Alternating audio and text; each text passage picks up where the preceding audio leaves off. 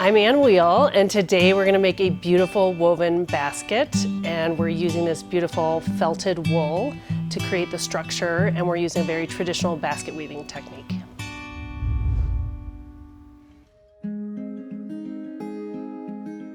I'm going to start by making the warp structure. I want 12 40-inch lengths of this rope. So much of it is making something from nothing, using your hands to take a material and transform it into something beautiful. I first lay these pairs out horizontally, and then I weave these vertically over and under in the midpoints of all the pieces. From an idea or inception of like what I want to do to the final product, it usually takes about 4 times of making it and tweaking little things along the way.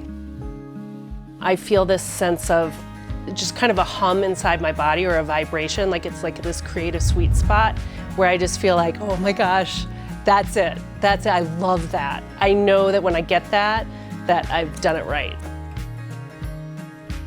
So we're going to twist that weft and bring the next warp pair through. And then twine again. Now that I have my first round done, I continue with my rounds.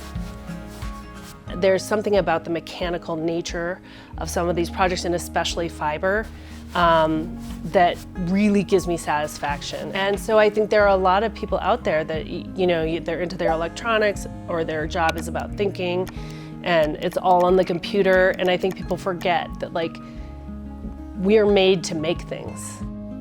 I've been really into basket weaving, but I feel like it's super difficult for people to find the materials. A lot of my basket making started involving twine or rope, or in this case, wool. So this is when I started to get so excited, because it's so beautiful, the texture. It's organized and yet organic at the same time. It really makes me happy. I love how the wool, it's felted wool, so it's got a lot more structure to it. It can create that basket structure, but also feel soft. Oh, I feel like this project is so easy. So it is really simple. A lot of the classes and things I teach are fast, because I like to have something beautiful right away, and I love using chunky yarn. And I am amazed how many people take my classes and say, I can't believe we finished. I can't believe I have this already. I always have more ideas than I do time. I'm weaving around, coming back to my original starting point, and I think that this is the height that I really want. This is 13 rounds around if you're doing this 12-inch pot. So the next part would be to gently take this off the pot. There we go. Yay! My job used to be purely analytical. Spreadsheets, analysis, reading legal documents, thinking, writing, computing, everything. And it's like I had lost something. I used to make all the time when I was young, just like nonstop. When I was older and kind of in this career, and I finally started making with my hands again, I was like, yes. So the next thing is to weave in our weft. So I'm going to cut this off at about 4 inches. So here I'm going to come in and weave these ends in. So what I do is I hold my warp up, and I can kind of see that this looks like it's hanging right here. This looks like it's hanging right here. So I go ahead and I stick it down what I call the warp channel, and I just tuck it under these layers of weft, like that, and then I poke it right into the middle.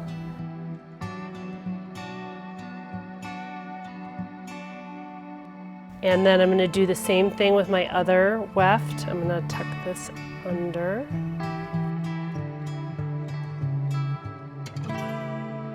So once you come around to the beginning again, this is my last warp end that I need to weave in. There's nothing to go behind, so what you need to do is you need to go behind the first one we've wove in, which is right here, and then weave it down this channel.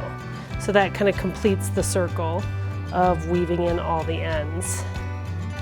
And then what you have inside, I'm going to go in and I'm going to clip these warp ends that I've woven in. I love adding leather handles to the basket because it just gives it a really nice finish. This is just 1-inch leather strapping, and we're gonna measure 12.5 inches of it. So now I'm gonna punch holes in each end of the leather strap. I think it really makes a nice stable handle to sandwich another piece of leather on the back. And you want it to be about 1 inch square. And I'm gonna poke a hole in each square. I'm gonna take the female end of the Chicago bolt and put it in the handle part. And then the screw part goes in the square. And I feel like that looks pretty good. You can see it's about 3 bumps apart, 1, 2, 3. And I'm gonna poke a hole. Put the screw right in there. Weaving is really neat because it's simple. It's a very simple process. And this kind of basic over-under, I mean, we learned that when we were so young. It's just over-under, over-under, over-under. And you can transform that over-under to so many things. Keep listening to when you feel like you've hit it, that hum, and that's magical.